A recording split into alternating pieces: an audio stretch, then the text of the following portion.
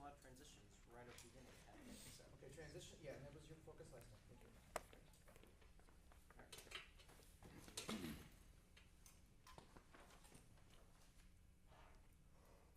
All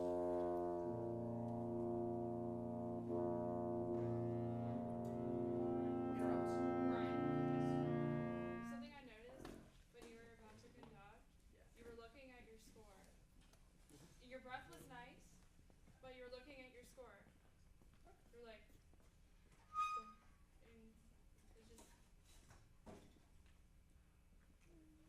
Voila. So make sure that before you start, you scan the room, make contact, like just make like, okay, everyone's here. It's something I've been working on with the chamber groups at Watauga is like always look. Okay. Okay. All right. Great, sweet. Let's try this again.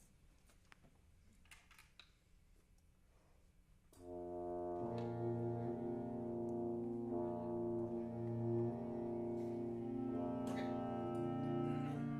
Beginning. Give me your hand. Put your left hand down. Give me your hand. Okay. I have complete control of your hand. Okay, listen to the difference. Yeah, good. Beginning. And again.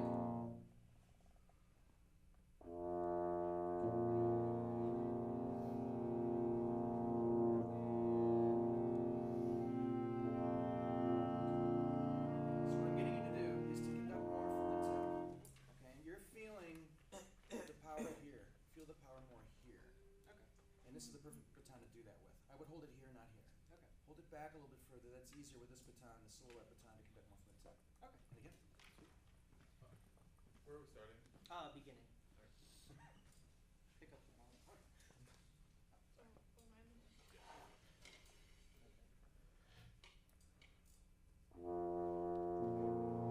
Good. Stop. That's so much better. Now use your left hand. Okay. Notebook. It is very uncomfortable for amateur players. Professionals don't care. It's very uncomfortable for amateur players for you to start with one hand. And here's why. If you start with one hand, you're communicating with half of your ensemble, the right half. So when you start a piece, start with two hands, regardless of the style or dynamic or tempo. Start with two hands. It also helps focus everybody into your center. If you start with one, you're asymmetrical, you're lopsided, you're unbalanced. It's just awkward. I mean, you're not really any of those things, but you can be perceived that way by the players.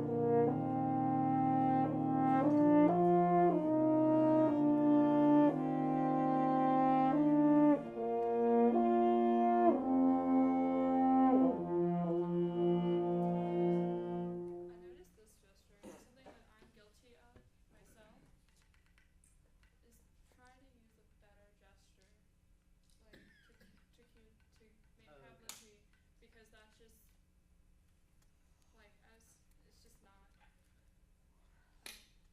To me, like my cousins use this when they can't talk yet as more please, which it's sign language, but it reminds me of my 2-year-old cousins. Okay. An insistent left hand, I think, is what Miranda's trying to ask for. Gotcha. Okay. Yeah, and impulsive will. Now that being said, you are totally different today than I've ever seen you. I mean, you are really the music, and you're relaxed, and you're just letting the music have a life. And I wrote something down to maintain tempo, but I kind of like what you're doing with it. You're just letting it relax into the climax, or that first climax in the trombone, which is a beautiful moment, and that's working really well. Keep going. You don't have to go all the way back. Just keep going. Put your ears on Andrew. Make sure that you like what he's doing on the vibes. All right. I was about to, yeah, about to mention. We'll do. Let's go pick up to 9. Remember, every outfit needs to be energized, and whatever that means to you. Let's start questions from below. Gotcha. Yeah. I mean, I kind of took for Brady. I'm so sorry. Yeah, I was called a girl last week. Yeah. Flashback. Sweet. Pick up to 9.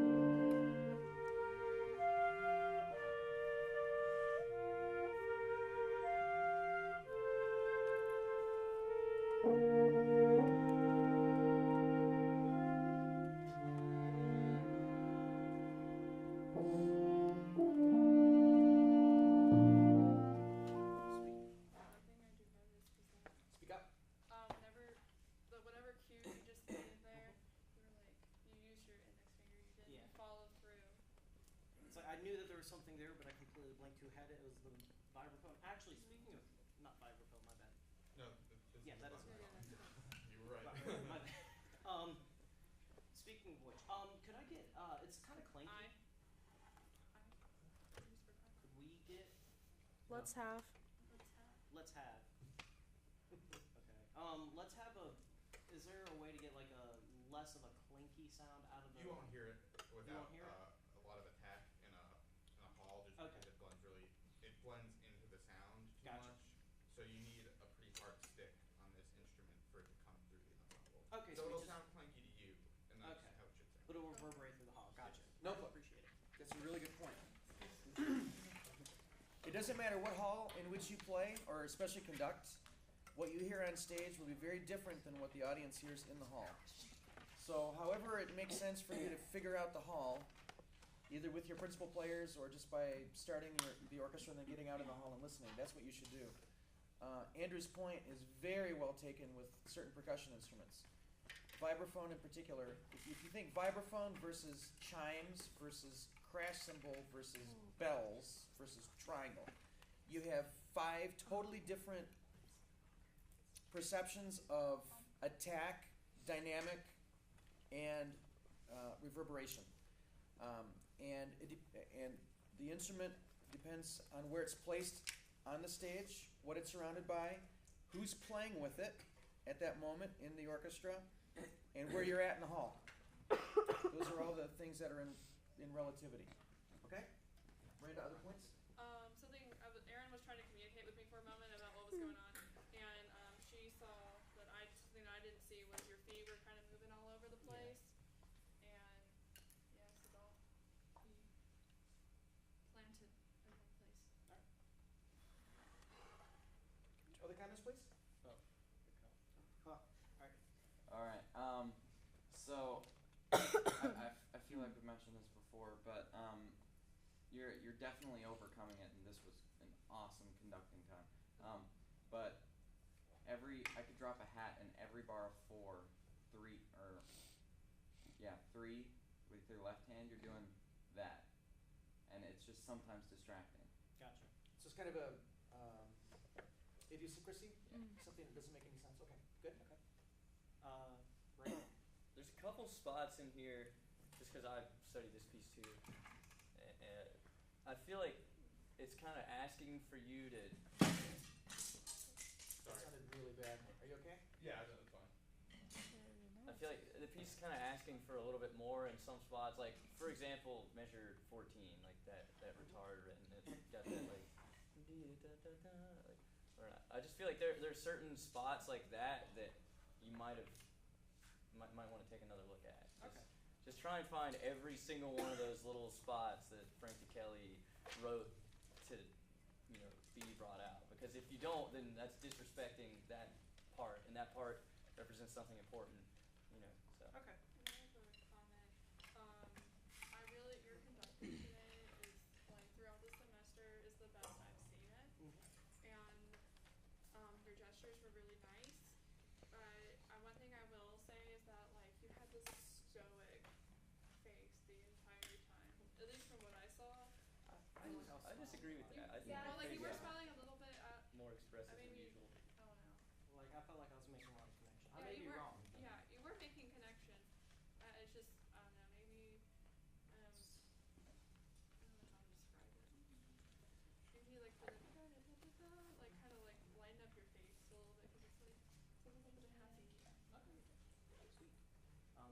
Okay, Jesse. Going off of that, I thought that your eye contact was very meaningful, and that's where your facial expressions came from. We saw the music and all the emotion in your eyes, and that's how we connected. So maybe that's why Miranda didn't see it, because she's not directly in front of you.